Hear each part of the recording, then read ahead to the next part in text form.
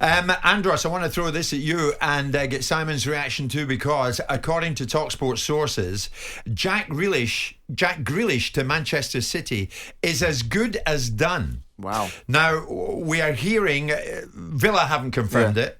There's no confirmation coming out of Manchester City.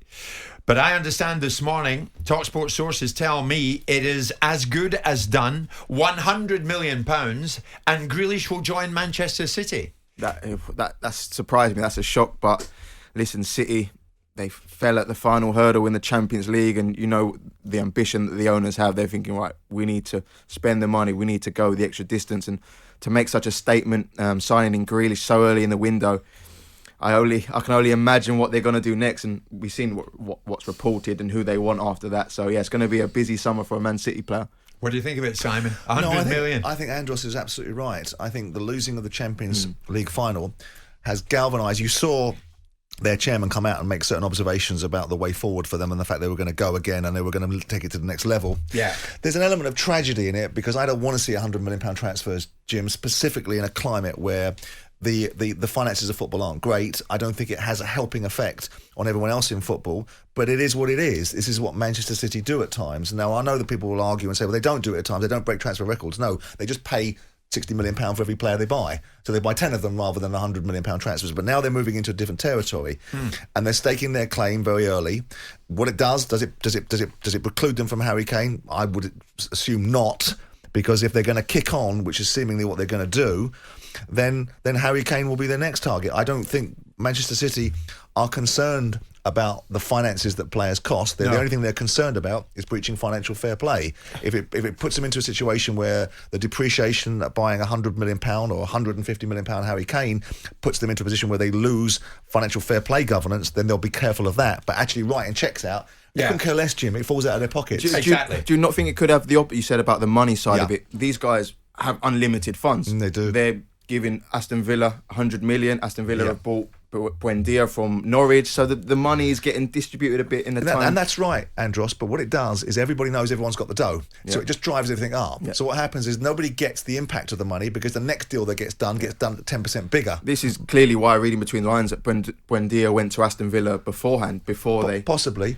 I mean, Villa are the beneficiaries of £100 million that someone else will be the beneficiaries of, because it will go up in inflation terms, and the two guys that own Villa aren't financial slobs either, so they don't need the money. I suspect it's more to do with the fact that Jack Grealish is in a situation where A, the money for Villa is unresistible or irresistible, and B, the player wants to go. Yes. Irrespective of being a Villa stalwart and signing a long-term contract. The long-term contract, what a long-term contract did for Villa was basically say, Man City, you've got to pay a price. You're not getting him for 2 and 6. You're not going to get him a discounted price. We couldn't care less about the COVID landscape.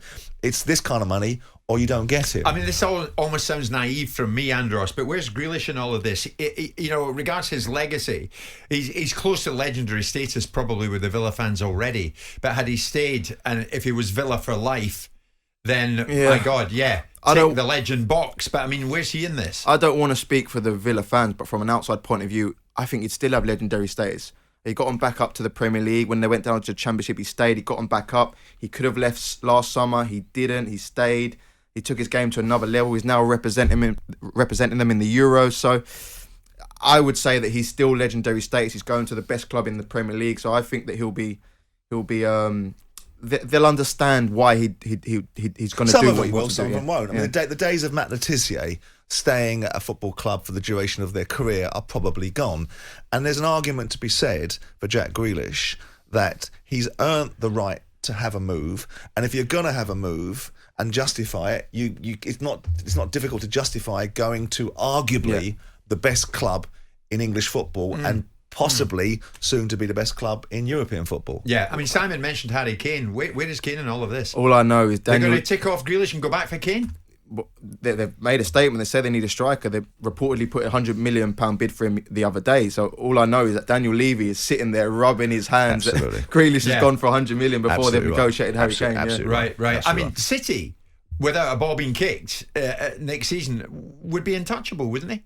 Untouchable. If they get Grealish, you know what it's like to play against these guys. He's a special talent, and he's dragged that Villa team up until the top half last season. So if they get Grealish, if they get Kane, the rest of us might as well forget about it. If Grealish comes in, and I'm putting you in the spot, Andros, you have to think Sterling's on the way out. It seems that way. He fell out of favour towards the end of last season. He wasn't getting in the team, so it does seem that way. And I hope that other English players like Phil Foden don't get limited game time because of it, because he's another top talent. But yeah, you would start to worry for the likes of Sterling if Grealish does come in. Well, wouldn't he drop into the position that was once occupied by David Silva? Yeah, but so does that really impact upon Sterling? Because Sterling was playing in that side and was impactive in the same side that Silva was in. So doesn't Grealish potentially fill that role as a playmaker that opens up opportunities? Where does that leave Phil Foden? Yeah, I understand that, but they've got an embarrassment of riches, and at one particular point, Foden was prepared to accept that. Maybe he won't be prepared to accept it going forward. I'm in the camp that Jack.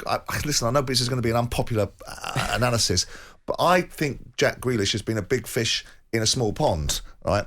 And he's now moving from being a big fish at Aston Villa, with the greatest respect to a very big football club that I'm a great admirer of. He's now moving to the biggest club in terms of financial power in the Premier League, who can buy and sell and do what they want. They've been winning the Premier League for fun over the last 10 years. Yeah. So he's going to move into a different environment, and I'll be interested to see, because I think Grealish is a very good player, but I think, like most things in this country, the hyperbole that builds these players up to levels that they haven't quite achieved at yet will precede him. So I'm not in Andros's camp that that's it, done, Premier League over, because Jack Grealish has signed and Harry Kane, because I think there's a lot to be said for what Liverpool may do and how they come back. Yeah. Because Liverpool, when they were on their pomp, were irresistible, irrespective of what Man City had. But if they are to get a head start on everybody else, those are the signings that give them that. Yeah. I mean, what's Grealish like to play against? Oh, he's so difficult. He's so strong on the ball. He gets the ball in areas. He drives his team up the pitch. He is a special talent. But what Simon said is right as well. It's not that easy when you go from being the major ball carrier at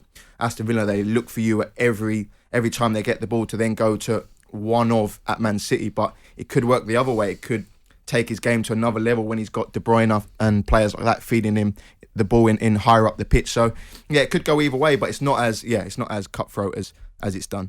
Jim White and Simon Jordan, Monday to Thursday morning, 10 till 1 on AM, on DAB, via the talkSPORT app and on your smart speaker. talkSPORT.